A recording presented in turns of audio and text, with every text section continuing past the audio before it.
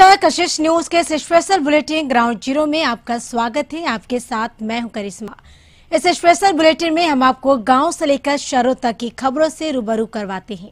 हमारे संवाददाता ground zero से खबरों के पीछे की सच्चाई आप तक पहुंचाते हैं और इस बुलेटिन में हमारे संवाददाता ग्राउंड जीरो से आप तक खबरों के पीछे की सच्चाई पहुंचाएंगे और साथ ही और अहम खबरों से आपको रूबरू करवाएंगे। तो चलिए इस स्पेशल बुलेटिन की शुरुआत करते हैं। सुबह बिहार के स्वास्थ्य सेवा का हाल। जिला मुख्यालय से करीब 10 किलोमीटर की दूरी पे हम अभी पहुंचे हैं। स्वास्थ्य उपकेंद्र मझरिया, यहाँ पर एक आप देख सकते हैं बोर्ड पे स्थिति क्या है। मालती कुमारी नामक एक एएनएम की पोस्टिंग है। चिकित्सा पदाधिकारी का नाम नदारत है। स्वास्थ्य केंद्र में उपलब्ध सुविधाएं 1 से 7 तक हैं, जिसमें गर्भवती महिलाओं को पूर्व जांच, आयरन की गोलियां, बच्चों को संपूर्ण टीकाकरण, पोषण दिवस, जीवन रक्षक दवाइयों की उपलब्धता, किशोरी बालिका हेतु आयरन की टेबलेट या गोलियों की व्यवस्था समेत अन्य नामित तो किया गया है। लेकिन एक वानगी सच आपको दिखाना चाहेंगे इस ताले का। ये ताला कभी खुलता है या ताले कभी खुले हैं, इसका सच यहाँ के ग्रामीण ही बता पाएंगे।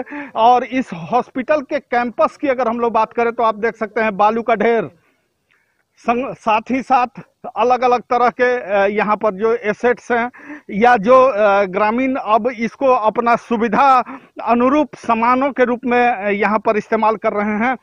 हमारे साथ हैं यहाँ पर कुछ ग्रामीण, और ग्रामीण को आप देख सकते हैं कि ग्रामीण यहाँ पर जो पहुंचे हुए हैं किस तरह का दर्द बयां कर रहे हैं। जी, क्या लग रहा है आपको? स्वास्थ्य सेवा का स्वास्थ्य सेवा तो यहाँ एकदम बदहाल है। स्वास्थ्य सेवा क्या है? स्वास्थ्य सेवा कुछ नहीं है।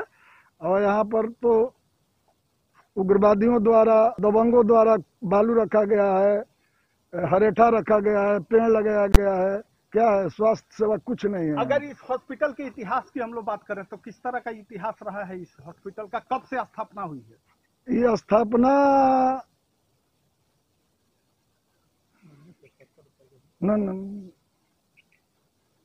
ये बहुत पहले है। मैंने 25 साल? हाँ, 25 साल से ऊपर हुआ। 25 साल से पहले से ये? हाँ, पहले तो से। इसका अपना कैंपस है या जमीन? किस तरह का ये जमीन है? जमीन तो ये मतलब मठिया का था। मठिया के महंत जी ने हॉस्पिटल के नाम पर दान दिया। लोगों को इलाज होता है?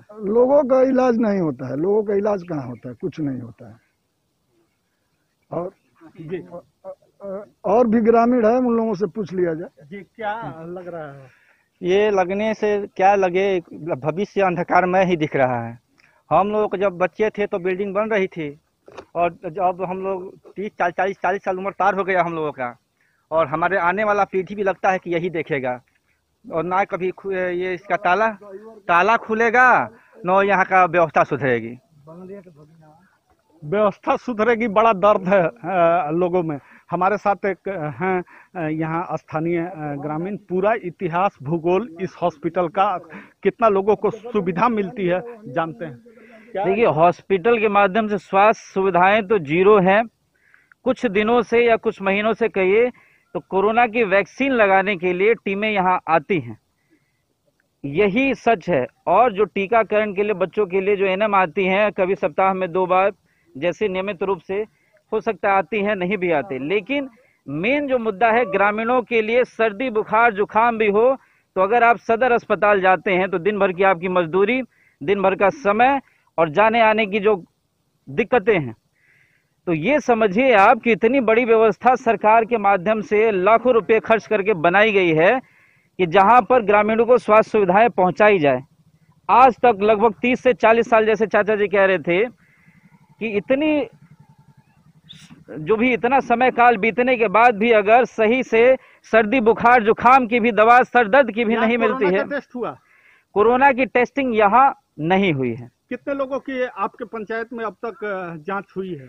देखिए, जो हम लोगों ने इनिशिएटिव लिया था उसके बाद मरने जब लगे थे लोग, उसके बाद जिला प्रशासन को जब हम लोगों ने इन्फॉर्म किया तब जाके टीमें आनी शुरू हुई। कितने और उसमें लोगों की मौत हुई है? उसमें अब तक जो मृत्यु हो गई है हमारे यहाँ पंचायत में 17 लोगों की मृत्यु हुई है। सरकारी आंकड़े में दर्ज है।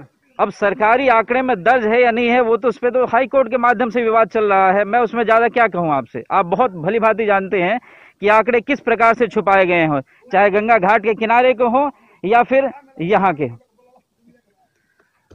क्या स्थिति है, किस तरह का दर्द है आम ग्रामीणों में स्वास्थ्य सेवा को लेकर के। एक बानगी सच, बक्सर जिला मुख्यालय से महज 10 किलोमीटर की दूरी पर खुटहा पंचायत के स्वास्थ्य केंद्र का हाल अभी आपने देखा सुना। अब आप स्वयं निर्णय करें कि बिहार में किस तरह की स्वास्थ्य सेवा बहाल है। बबलू उपाध्याय, कशिश न्यूज, बक्सर। बिहार के राजनीति में भूचाल के बाद लोजपा में टूट की खबर जोरों पर चल रही है।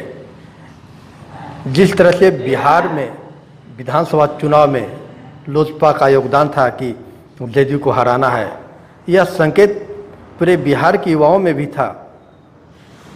भाजपा और राजद कि ये दोनों में कहीं न कहीं अपना योगदान देने में लगे थे, लेकिन वर्तमान में जब टूट हुई है तो इसका एक ही बातें चर्चाएं भी हो रही कि 2-4 दिन पहले बिहार के पूर्व मुख्यमंत्री जीतनराम मांझी राजद के तेज प्रताप यादव से मिले थे, उसके बाद लोजपा में भी टूट हो गई है। लेकिन चर्चाएं जोरों पर है कि शायद ये जदयू की ओर मुख मोड़ सकते हैं, जदयू में शामिल हो सकते हैं, ऐसी खबरें निकल के आ रही है। लेकिन बोधिया के जो वर्तमान विधायक है कुमार सर्वजीत, हम इनसे बात करेंगे कि आखिर इसका किस तरह से लाभ राजद को मिलेगा और बिहार के राजनीति में किस तरह से दलितों को योगदान होगा और दलितों का किस प्रकार भागीदारी होगी। सर, ये पूरा जो खबर हम लोग देख रहे हैं, चिराग जी को कहीं न कहीं दरकिनार किया जा रहा है, क्या इसमें अब तक सामने आ रहा है? देखिए, रामविलास पासवान जी देश के नेता थे और लगातार हम लोग उनसे आग्रह किया करते थे कि आपको इस देश के दलितों ने अपनी सुरक्षा के लिए एक नेता के रूप में माना है और आप रास्ता जो है भटक रहे हैं। अब बेचारे नहीं हैं, ईश्वर उनकी आत्मा को शांति दे। रामविलास जी के देहांत के बाद जो उसके घर में जिस तरह से व्यवहार उत्पन्न हुआ था, भूचाल आया था, और चिराग पासवान का इतिहास हमेशा से रहा है तानाशाही रवैया, और आज टूट हुई है। मुझे पहले से यह पता था कि लोजपा में बड़े पैमाने पे टूट होगी। लोजपा में जो है जी, तो लोजपा में टूट की आशंका मुझे पहले से पता था। मेरा व्यक्तिगत संबंध है पारस जी से। घुटन महसूस कर रहे थे लोजपा के सभी सांसद, पशुपति कुमार पारस। तानाशाही रवैया को लेकर के पारस जी का जो निर्णय है यह स्वागत योग्य है। साथ साथ मेरा यह आग्रह रहेगा कि जिस तरह से देश में वह पार्टी कलंकित हुई है, दलित विरोधी, गरीब विरोधी दल में जिस तरह से उन्होंने गठबंधन को साथ दिया है, समय रहते लोजपा के राष्ट्रीय अध्यक्ष वो बने हैं। मुझे जहाँ तक जानकारी है कि विधान लोकसभा के स्पीकर और जो इलेक्शन कमीशन सबको इन्होंने पत्र जो है दिया है। तो टूट अगर हुई है, भारत सरकार में मंत्री बनना है तो ये आपका निर्णय है। गरीब और दलितों के प्रति आपको काम करना है तो हमारे साथ आना चाहिए। और ये राजनीति है, राजनीति कभी अपने फायदे के लिए नहीं होता है, सेवा की भावना से लोगों को करो। जिस तरह से नीतीश जी का लगातार भाजपा और नीतीश जी गठबंधन जो लगातार दलित से महादलित, रिजर्वेशन पे हमला, रिजर्वेशन को समाप्ति का प्रयास, तरह तरह की जो है चाल चली जा रही है और दलित जो है उसी निगाह से देखता था उनके परिवार को। हम तो लालू यादव को दूसरा अंबेडकर का रूप मानते हैं जिन्होंने गरीबों को चलना सिखाया। सवाल ये है कि सर, वर्तमान में जो मांझी जी मिले थे आपके राजद के तेज प्रताप जी से, उसके बाद ये लोजपा में फूट हुई है। देखिए, मुझे एक चीज नहीं समझ में आता है कि व्यक्तिगत मिलन को लोग बहुत लंबी दूरी तक सोच लेते हैं। अगर मांझी, मैं आरजेडी में हूं, मैं मांझी जी के पास अक्सर जाता हूं किसी बात को लेकर के, इसका मतलब ये नहीं हुआ कि सर्वजीत उनको कहां ले जाना चाहता है। तेज प्रताप का निजी संबंध हो सकता है कुछ वार्तालाप के लिए चाय पार्टी, ये वो, राजनीति में ये सब चलते रहती है। और मांझी जी बड़े लीडर हैं और हम लोग छोटे लीडर हैं। अगर हमारा आग्रह स्वीकार करें तो मैं तो कहूँगा कि कल ही आ जाइए हमारे साथ में।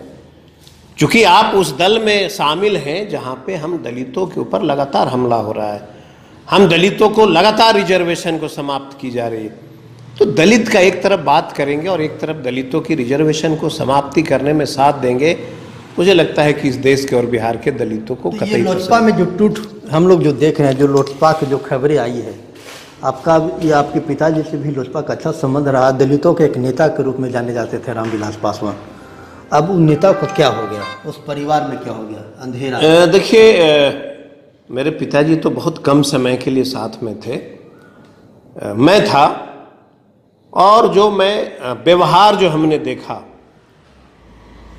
तो मुझे लगता है कि किसी एंगल से मुझे नहीं लगता था कि इतने बड़े लीडर का यह बेटा हो सकते हैं। तानाशाही रवैया, अपने चचा को नहीं पहचानना, अपने भाई को नहीं पहचानना, तो तानाशाह कब तक चलेगा?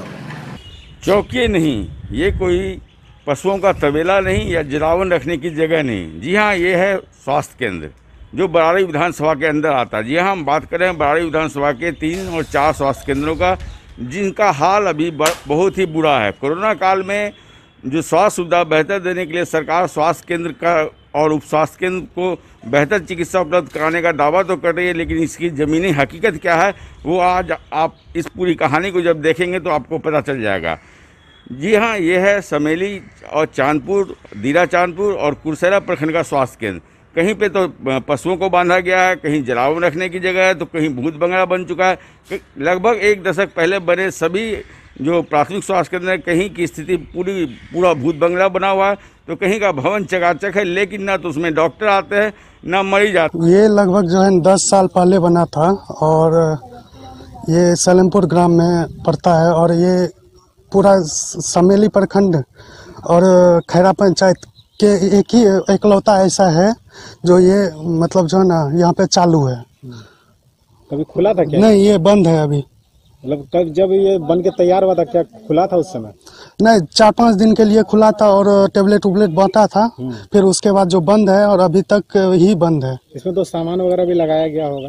हाँ, सामान वगैरह सब लगा था, लेकिन अभी मेरे ख्याल से एक भी सामान नहीं है और ना ही इसका सुरक्षा किसी के हाथ में है, ना ही शासन के हाथ में है, ना ही प्रशासन के हाथ में, किसी के। बस ये खुलेआम लवारिस के अवस्था में ये चल रहा है। जंगल से घिरा हुआ है। सामान सब गया कहाँ? ये तो चोरी हो गया होगा और ये प्रशासन का जिम्मेदारी है, कैसे चोरी हुआ, कहाँ से। कभी देखने नहीं आए? नहीं, कोई कुछ नहीं। अभी जो स्थिति है, वर्तमान स्थिति, उस स्थिति को मुआयना किया जाए। आप लोग देख सकते हैं कि हॉस्पिटल है, सुंदर भवन भी बन चुका है, आपके सामने में है, लेकिन यहाँ कोई व्यवस्था नहीं है महिला के लिए, प्रसव के लिए। जैसे हम लोग को दूर पड़ता है जाने के लिए, समेली हो, कुरसेला हो, कोई साधन नहीं हो रात में, तो इस सब के लिए जो कठिनाई है, वो जो सुविधा होनी चाहिए वो सुविधा आप लोग देख रहे हैं हॉस्पिटल में कहीं कुछ नहीं है। सिर्फ डुमरिया का नहीं, चांदपुर में देख लीजिए वही हाल है, दीरा चांदपुर, उसके बाद में सलेमपुर जो है वहाँ का वही हाल है, डुमर पंचायत का वही हाल है। तो कहाँ कहाँ के हम लोग तो बहुत बार ऐसा हुआ है कि हम लोग लिखित दिए हैं, अपने लेटर पैड पर लिखित दिए हैं, सीए साहब को शिकायत किए हैं।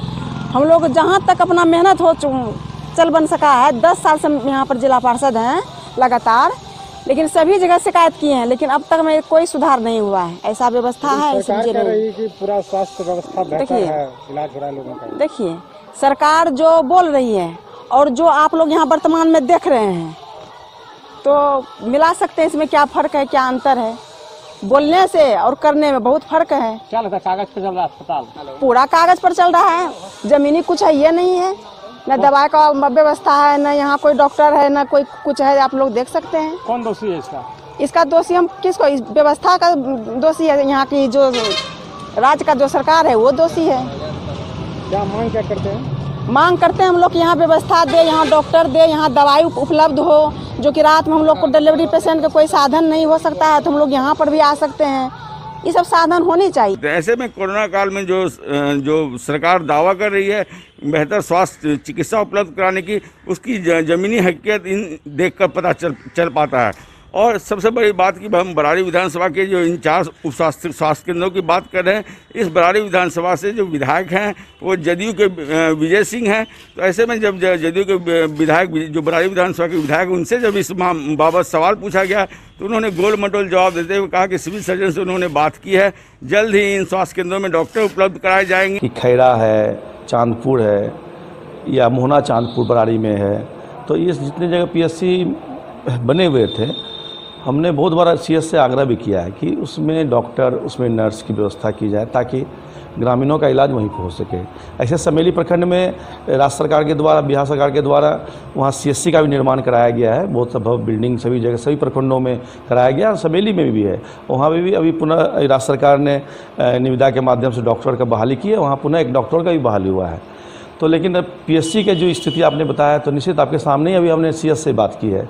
सीएस ने एक नंबर दिया जो कि बरारी समेली को देखता है। तो निश्चित इस पर यदि किसी तरह की कोई गलती हो रही है या इसमें डॉक्टर या नर्स के अभाव होगा तो हमें सीएस से मांग करते हैं या जिला पदाधिकारी से कि तुरंत उसमें डॉक्टर और नर्स की बहाली हो। तबेला बना हुआ है, गोबर रखा जा रहा है। हाँ निश्चित, ये तो आपने दिखाया ही है, तो ये सारी बात हम जिला प्रशासन से अवगत कराएंगे इससे। लेकिन जिस तरह से वो राज्य सरकार में जदयू के विधायक हैं, ऐसे में उनके विधानसभा क्षेत्र के स्वास्थ्य केंद्र का ये हाल होना कहीं ना कहीं ये बेरुखी दर्शाता है कि सरकार भी उतनी संवेदनशील नहीं है स्वास्थ्य केंद्र को चलाने के लिए। भवन तो चकाचक बना दिए जाते हैं लेकिन ना तो वहाँ डॉक्टर आते हैं ना मरीज आते हैं। ऐसे में कोरोना काल में बेहतर स्वास्थ्य चिकित्सा देने का जो बात है वो बेईमानी साबित होती है। वहीं जिला पार्षद का कहना है कि एक बड़ी आबादी जो है स्वास्थ्य केंद्र पर निर्भर करती है। वैसे महिलाओं को प्रसव के लिए स्वास्थ्य केंद्र पर डिपेंड रहना पड़ता है, लेकिन स्वास्थ्य केंद्र में ये सुविधा उपलब्ध नहीं होने के कारण उन्हें दूसरे जगह जाना पड़ता है। तो कशिश न्यूज़ इस खबर को प्रमुखता से दिखाया, पहले भी दिखाते आ रहे हैं हम लोग। कई स्वास्थ्य केंद्र और उप स्वास्थ्य केंद्रों का हमने तस्वीर दिखाई है और जो भी खामियां रही सिस्टम से हमने सवाल पूछा। तो निश्चित तौर पे बरारी प्रखंड का ये जो चार स्वास्थ्य केंद्र है इसको बेहतर किया जाना आवश्यक है ताकि कोरोना काल में जो है मरीजों को और एक बड़ी आबादी उस प्रखंड के जिन लोगों की बड़ी आबादी को उस स्वास्थ्य केंद्र का लाभ मिल सके। रितेश रंजन, कशिश न्यूज, कटिहार। फिलहाल रुकते एक छोटे से ब्रेक के लिए। ब्रेक के बाद भी ग्राउंड जीरो से हमारी एक खास रिपोर्ट जारी रहेगी। वो खबर जो आम लोगों से जुड़ी हुई है, जिसका आम लोगों के जनजीवन पर खासा प्रभाव पड़ रहा है। तो देखिए ये खास खबर। झारखंड में कोरोना का ग्राफ लगातार गिर रहा है और कहीं ना कहीं दूसरी ओर जो कोरोना का जो वैक्सीन है वो लेने के लिए भी लोग पहुंच रहे हैं। यदि सरकार की तरफ से बात करें तो फ्री में पूरे झारखंड में कोरोना का वैक्सीन दिया जा रहा है और वैक्सीन लेने वालों की संख्या में भी लगातार इजाफा हो रहा है। यदि रांची की ही सिर्फ बात करें तो लगभग 60 से ऊपर वैक्सीन सेंटर बनाए गए हैं। इस वक्त हम रांची के बिरसा मुंडा फुटबॉल स्टेडियम में है और आप देख सकते हैं यहाँ पे भी वैक्सीन सेंटर बनाए गए हैं। पहले यहाँ पे 3 दिनों के लिए शुरुआत की गई थी, शुक्रवार, शनिवार और रविवार को विशेष कैंप के लिए, पर अब यहाँ पे लगातार कैंप जारी है जहाँ पे 18 प्लस सिर्फ इसमें जो 45 प्लस हैं उनको वैक्सीन दिया जा रहा है और दोनों तरह की वैक्सीन यहाँ पे उपलब्ध है, कोवैक्सीन और कोविशील्ड। और इसके लिए कई काउंटर यहाँ पे बनाए गए हैं ताकि जितने लोग आए उनको किसी तरह की दिक्कत ना हो। लगातार यदि प्रत्येक दिन बात करें तो कितने की संख्या में लोग पहुंच रहे हैं? यहाँ पे कोविशील्ड के कम आ रहे हैं, कोवैक्सीन के ज्यादा आ रहे हैं। कोविशील्ड 5 डोज 50 तक आ जा रहे हैं और कोवैक्सीन के 170-80 तक आ जा रहे हैं। क्या लग रहा अब भी लोगों में जागरूकता का कमी है क्या? अभी भी कहीं कहीं पे है। अभी जैसे गांव इलाका में थोड़ा है, अभी टाउन में तो काफी सुधार आ गया है, काफी लोग समझ गए हैं। दूसरी ओर हम ले चलते हैं आपको, जो 45 प्लस के लोग हैं वे यहाँ पे वैक्सीन ले रहे हैं और कहीं ना कहीं जो लोगों का जो दूसरा डोज है वह लेने के लिए लोग यहाँ पे पहुंचे हैं और वैक्सीन कितना जरूरी है इनसे भी जानने की कोशिश करते हैं। मैडम, वैक्सीन कितना जरूरी है अभी कोरोना में? अभी तो बहुत जरूरी है, बहुत सेफ्टी है वैक्सीन लेने से। आपका क्या दूसरा डोज? हाँ, मेरा दूसरा डोज है। लोगों से क्या अपील करेंगे जो वैक्सीन अभी तक नहीं लिए हैं? मैं तो यही बोलूँगी सबको लेना चाहिए वैक्सीन, इससे बचाव है कोरोना से। जो लोग हैं उनसे भी जानते हैं। मैडम, कितने लोग प्रत्येक दिन यहाँ पे इस सेंटर में पहुँच रहे हैं वैक्सीनेशन के लगभग? यहाँ पर प्रत्येक दिन कम से कम 150 लोग पहुँच रहे हैं सेकेंड डोज को वैक्सीन लेने के लिए। दोनों वैक्सीन यहाँ पे उपलब्ध है? हाँ, दोनों वैक्सीन उपलब्ध है, कोविशील्ड और कोवैक्सीन। तो यहाँ 45 प्लस वालों को ही सिर्फ मिल रहा है या फिर? जी हाँ, केवल 45 प्लस वालों को दिया जा रहा है। तो आप देख रहे हैं जो लोग हैं वे धीरे धीरे अब वैक्सीन सेंटरों तक पहुंचते हैं और वैक्सीन ले रहे हैं। और जिस तरह से इनका कहना है कि इस कोरोना काल में वैक्सीन बहुत ही मददगार है और इस वैक्सीन का प्रयोग सबको लेना चाहिए और अपने परिवार वालों को भी दिलाना चाहिए ताकि इस संक्रमण से दूर हटा जाए। और जो रफ्तार अब झारखंड में है तो काफी धीमा जरूर हुआ है कोरोना संक्रमण का, पर अब भी जो वैक्सीन की संख्या है उसे बढ़ाने की आवश्यकता है। यानी जो लोग हैं उन्हें वैक्सीन लेने के लिए अपने घरों से अब निकलना होगा। सरकार की ओर से भी कई पहल वैक्सीनेट करने के लिए किया गया है, जैसे कई मोबाइल वैन भी निकाला गया है जहां जो लोग नहीं पहुंच पाते हैं वैक्सीन सेंटरों तक, वहां तक पहुंच के यानी उनके घरों तक पहुंच के लोग वैक्सीन उन्हें देने का काम कर रहे हैं। तो कहीं ना कहीं कोरोना से बचाव के लिए वैक्सीन बहुत ही जरूरी है और इसका उपयोग सभी को करना चाहिए। कैमरा पर्सन प्रदीप के साथ संदीप, कशिश न्यूज, रांची। विकास के बढ़ते दौर में बहुत कुछ बदला और नहीं बदला तो कटिहार के फलका प्रखंड के भरसिया पंचायत के बंकू टोला के लोगों का नसीब। जी हाँ, कटिहार के फलका प्रखंड के भरसिया पंचायत का ये बंकू टोला आज भी कई मूलभूत समस्याओं से जूझ रहा है। सबसे बड़ी त्रासदी ये है कि जो मुख्य सड़क है उस तक पहुँचने के लिए मात्र एक सहारा पगडंडी का है। अगर किसी को अस्पताल भी ले जाना पड़ता है तो लोगों को खटिए पे लाद कर अस्पताल ले जाना पड़ता। आप तस्वीरों में देख पा रहे होंगे कि लोग जो है एम्बुलेंस नहीं गांव तक नहीं पहुंच पाने की वजह से जो खटिए पे लाद कर लोगों को जो है स्वास्थ्य सेवा मुहैया कराने के लिए खटिए पे लाद कर अस्पताल ले जाना पड़ता है। हमरा सबको बहुत दिक्कत होइ छै और गाड़ी यहाँ नहीं आवे छै, खटिया में लाद के ले जाए पड़े छै वहाँ रोड तब जाके वहाँ ले जाए छै डॉक्टर का। तो क्या आपके गांव में रोड नहीं है? ये पानी आता है तो बर बीमार में कोई डॉक्टर नहीं आने चाहता है, तो फिर कैसे लेके जाते हैं यहाँ से पेशेंट को? सबसे बड़ी त्रासदी बाढ़ की है। इस इलाके के लोग बाढ़ की त्रासदी के भय से डरे समय रहते हैं, क्योंकि जो कोसी बरंडी नदी में जब बाढ़ के समय उफान आता है तो ये आबादी जो लगभग 300 की आबादी है बंकू टोला की, ये आबादी सबसे ज़्यादा प्रभावित होती है। साथ ही साथ यहाँ के लोग जो है गरीबी रेखा से नीचे के बसर कर रहे हैं और इन लोगों को प्रधानमंत्री आवास योजना का भी लाभ नहीं मिल पाया क्योंकि इनके पास ज़मीन नहीं है। और सबसे बड़ी बात, इन इलाकों के लोग जो हैं अपने बेटियों की शादी नहीं हो पा रही है क्योंकि गांव में मुख्य सड़क तक पहुंचने के लिए रास्ता नहीं है।